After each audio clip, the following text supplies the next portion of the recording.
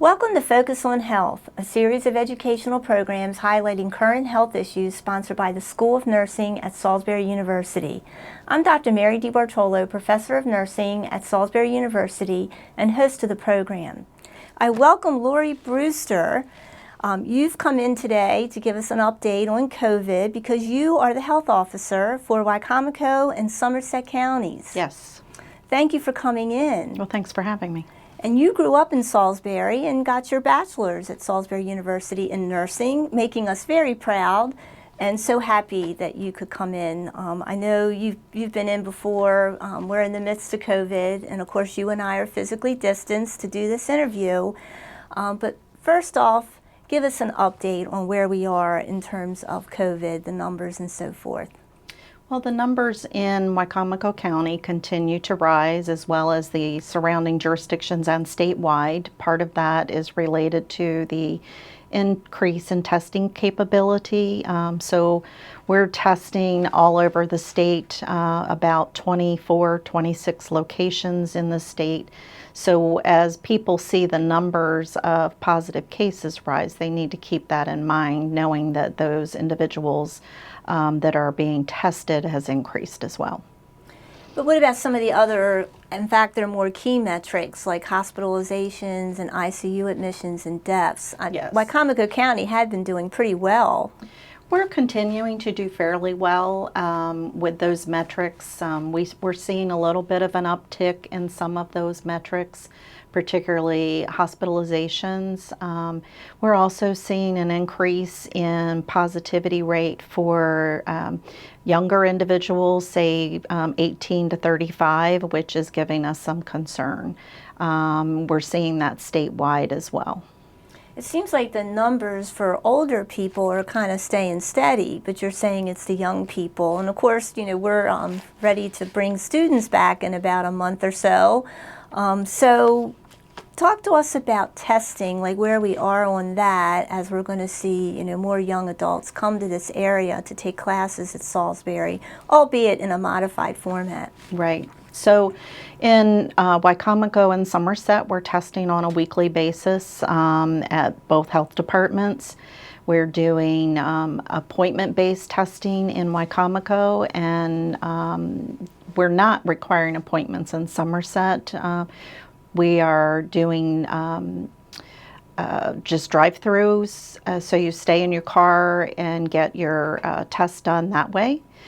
The Somerset County Health Department has the largest population tested, percentage of population tested, and Wicomico is probably in the second quartile of those counties in the state. We are, as I said, doing testing on a weekly basis. If we get additional test kits, we're doing more than one day a week. Well, very good. So I know that's been a challenge across the country, is having enough tests and so forth. And I know another issue that we hear about is how long it takes to get the results. So where are you on that piece of things? Well, all across the state, they're using different labs for the testing capacity that's occurring. Wicomico and Somerset are currently with the same lab, and we're seeing about 2 to 5 days as far as resulting goes. I know, I guess only hospitals have the very quick test. So what should people do if they're symptomatic or have concerns that they've been in close contact with someone who is positive? What should they do? Well, they can call the COVID hotline, and that number will be provided at the end of the show. And they can request an appointment time for testing, or they can call their primary care physician to get some guidance on whether or not they should be tested. But if they are symptomatic, they should stay home. Right, and I guess just make the call. If they have a primary care provider, call their doctor first. Correct. And get guidance along those lines. Correct. So, The other major role of the health department, I know you have many, but related to COVID, is not just testing, but contact tracing. Talk to us about that. So when individuals test positive, they are contacted by a contact tracer. There is a statewide contract with a corporation called NORC who is doing the primary contact tracing.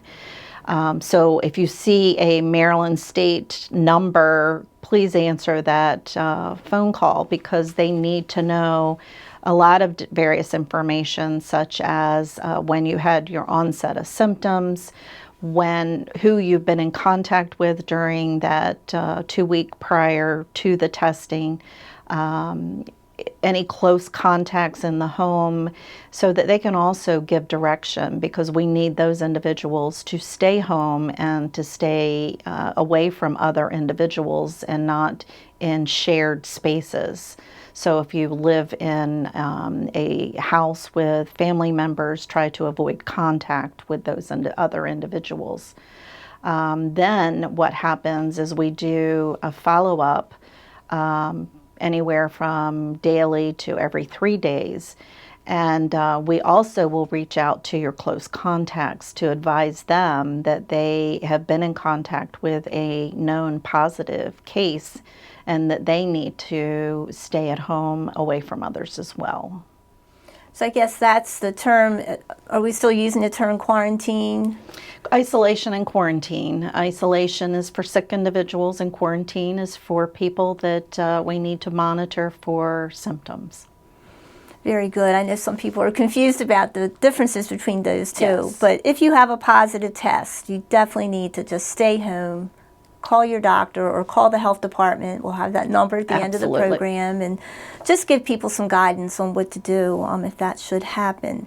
Now, I know some say we're still in this first wave, and we're having a little uptick again. Of course, we're still in a lot better shape than some other states in the South, as we know, but what do you think the future looks like?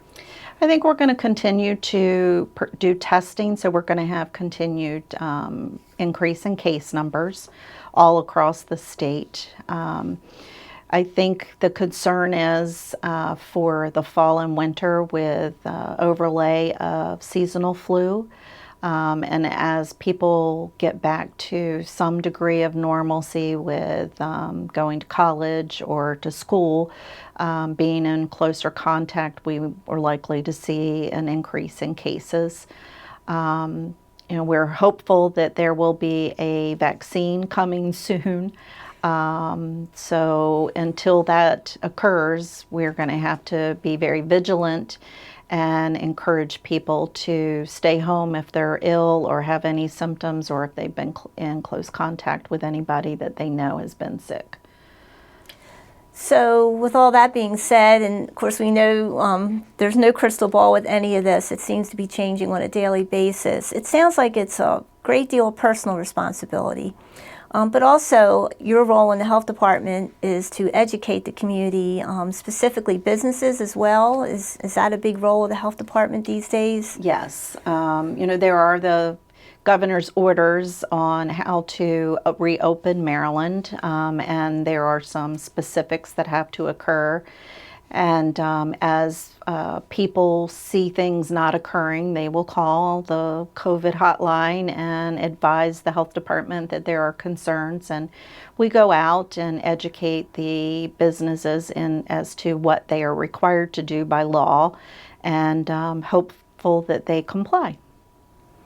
And again, no crystal ball, but how optimistic are you about this vaccine that we're hearing about? Of course, there's several companies, et cetera, working on a vaccine.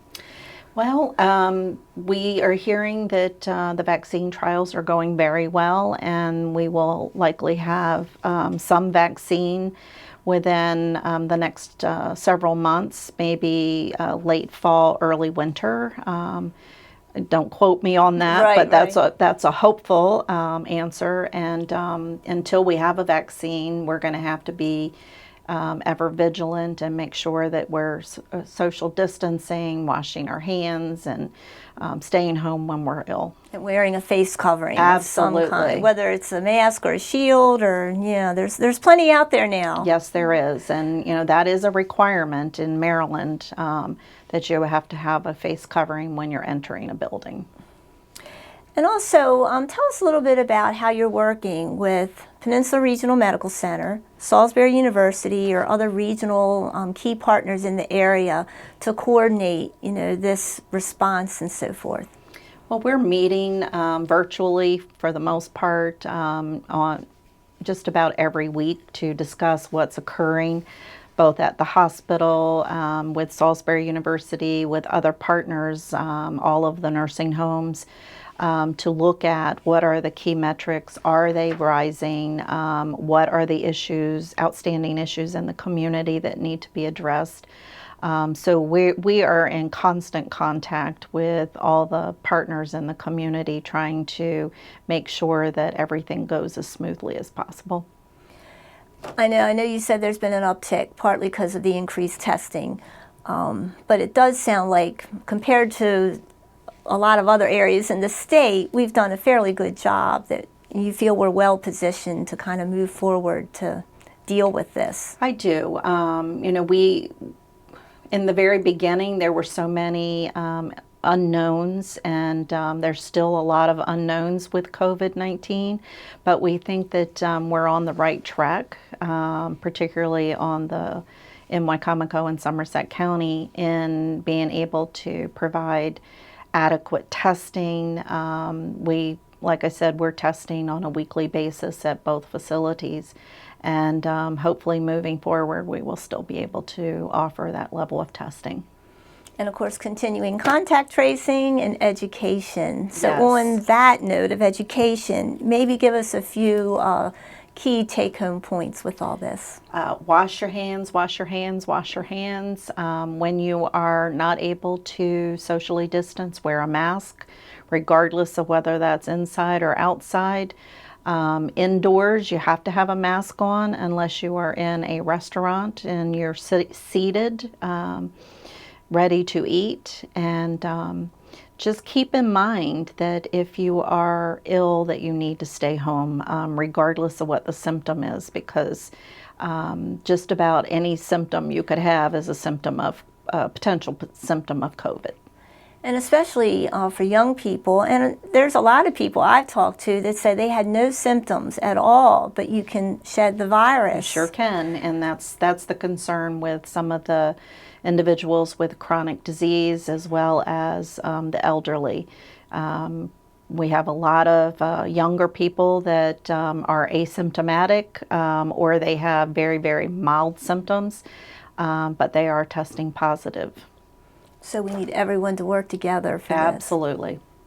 Well, Lori, thank you so much for coming on the program. I know you have a very busy schedule, but it's just very important for all of us to understand the role of the health department in the community. No problem. And thank you for joining us for this edition of Focus on Health here on PAC 14.